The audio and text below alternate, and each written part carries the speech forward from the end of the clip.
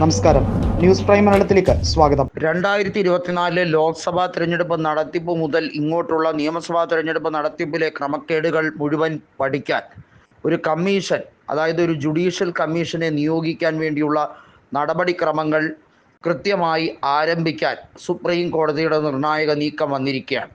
അതായത് chief justice Sanjeev Khanna അധ്യക്ഷനായ bench ഉടൻ ആ വിധി നിർണായകമായി പുറപ്പെടുവിക്കാൻ ഇരിക്കുന്നു എന്നുള്ളതാണ്.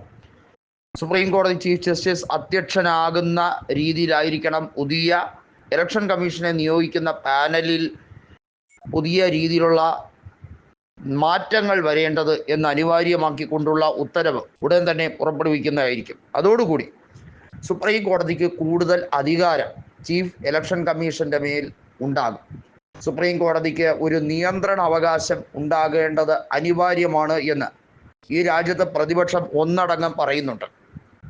രാഹുൽ ഗാന്ധി മാത്രമല്ല, പ്രതിപക്ഷത്തുള്ള പാർട്ടികളുടെ കക്ഷി നേതാക്കളും കൃത്യമായി ഒരു ദീർഘവീക്ഷണത്തോടുകൂടി ഒരു വലിയ മെമ്മോറാൻഡം ഒപ്പിട്ട് നൽകുന്ന രീതിയിലേക്ക് സുപ്രീം കോടതിയെ സമീപിക്കാനാണ് ഇനി ഇന്ത്യ മുന്നണിയുടെ അടുത്ത നീക്കം. ഒരുപക്ഷെ സുപ്രീം കോടതി ചീഫ് ജസ്റ്റിസായ സഞ്ജീവ് ഖന്ന എടുക്കുന്ന ഏറ്റവും ധീരോദാത്തമായ നടപടിയിൽ ഒന്നായി മാറും. ഇപ്പോഴത്തെ ചീഫ് ജസ്റ്റിസ് ഇന്ത്യ കണ്ട ഏറ്റവും മികച്ച ചീഫ് ജസ്റ്റിസുമാരിൽ ഒരാളായി തന്നെ പരിണമിക്കും എന്നുള്ളതിന് യാതൊരു തർക്കവുമില്ല. ഒരുപക്ഷെ TN ശേഷൻ മുഖ്യ തെരഞ്ഞെടുപ്പ് കമ്മീഷനായിരുന്ന കാലഘട്ടത്തിലാണ് തെരഞ്ഞെടുപ്പ് കമ്മീഷന്റെ അധികാര പരിധി എന്താണെന്ന് ജനങ്ങളും അതുപോലെ മറ്റ് രാഷ്ട്രീയ പാർട്ടികളും നന്നായി അറിഞ്ഞത്. അതുകൊണ്ട് തന്നെ ആ ഒരു സവിശേഷതയിലേക്ക് തെരഞ്ഞെടുപ്പ് കമ്മീഷൻ മാറണമെങ്കിൽ ഒരുപാട് മാറ്റങ്ങൾ കൂടിയേ തീരുകയുള്ളൂ. കാരണം 1961 തെരഞ്ഞെടുപ്പ് പ്രക്രിയയുമായി ബന്ധപ്പെട്ട നിയമത്തിൽ ഭേദഗതി വരുത്തി ഇലക്ഷൻ കമ്മീഷന് കൂടുതൽ പരിരക്ഷ നൽകുന്ന രീതിയിൽ കേന്ദ്ര സർക്കാർ വലിയ രീതിയിലുള്ള അട്ടിമറിയാണ് നടത്തിയിരിക്കുന്നത്. വാസ്തവത്തിൽ BJPയുടെ ഏജന്റായാണ് തെരഞ്ഞെടുപ്പ് കമ്മീഷനായ രാജീവ് കുമാർ പ്രവർത്തിക്കുന്നത് എന്നുള്ളത് എല്ലാവർക്കും വ്യക്തമായി കഴിഞ്ഞിരിക്കുന്ന കാര്യമാണ് എന്ന് പ്രതിപക്ഷ നേതാവ് രാഹുൽ ഗാന്ധിയും അതുപോലെ തന്നെ BJPക്കുള്ളിൽ തന്നെ നിരവധിയായ നേതാക്കൾക്കും കൃത്യമായി പറയുന്ന കാര്യമാണ്. എന്തിനധികം പറയുന്നു, ഗഡ്കരിക്ക് പോലും ഈ തെരഞ്ഞെടുപ്പ് കമ്മീഷന്റെ രീതികളുമായി ബന്ധപ്പെട്ട കാര്യത്തിൽ വിയോജിപ്പുണ്ട്.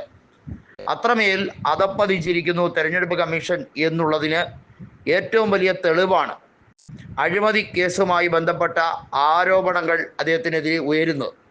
ആ ആരോപണങ്ങൾ ഉയരുമ്പോഴും ഒരു ചെറുപുഞ്ചിരിയോടുകൂടി താനൊന്നും അറിഞ്ഞിട്ടില്ലേ രാമനാരായണ എന്ന മട്ടിൽ എല്ലാവരെയും നോക്കി ഗോഷ്ഠി കാണിക്കുന്ന രീതിയിൽ അല്ലെങ്കിൽ പരിഹസിക്കുന്ന രീതിയിൽ പഞ്ചപുച്ഛമടക്കിയിരിക്കുകയാണ്. കാരണം ഇതെല്ലാം BJP നോക്കിക്കോളും, ഇതൊന്നും തൻ്റെ വിഷയമേ അല്ല, തനിക്കെതിരെ വരുന്ന ആയുധം അല്ലെങ്കിൽ തനിക്കെതിരെ വരുന്ന ഈ ശകാര വർഷങ്ങളെല്ലാം BJP നേതൃത്വം പണമെറിഞ്ഞുകൊണ്ട് തടുത്തുകൊള്ളും എന്നൊക്കെയാണ് രാജീവ് കുമാർ കരുതിയിരിക്കുന്നതെങ്കിൽ അത് പമ്പര വിഡ്ഢിത്തമാണ്. എന്നായിരുന്നാലും അധികാരത്തിൽ നിന്ന് ഇറങ്ങും. ഒരു സാധാ മനുഷ്യനായി നടക്കേണ്ടി വരുന്ന സമയത്ത് എൻക്വയറി ഉൾപ്പെടെ ഉണ്ടാകുമ്പോൾ അദ്ദേഹത്തിൻ്റെ ഭാവി തുലാസിലാകും. ശിഷ്ടകാലം ജയിൽ ജീവിതം അനുഭവിക്കാൻ കാത്തിരുന്നോളൂ എന്നാണ് കോൺഗ്രസ് നേതാവ് ജയറാം രമേശ് അദ്ദേഹത്തിനെ വെല്ലുവിളിച്ചിരിക്കുന്നത്.